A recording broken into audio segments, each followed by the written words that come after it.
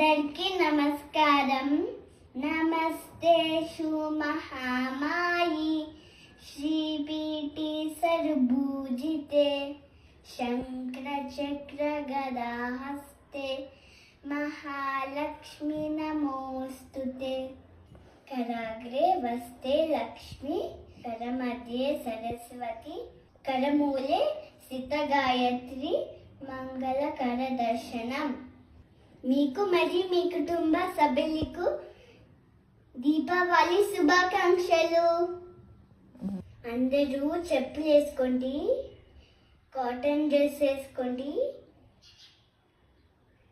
అందరూ crackers కాల్చేయండి, sound రాకుండా.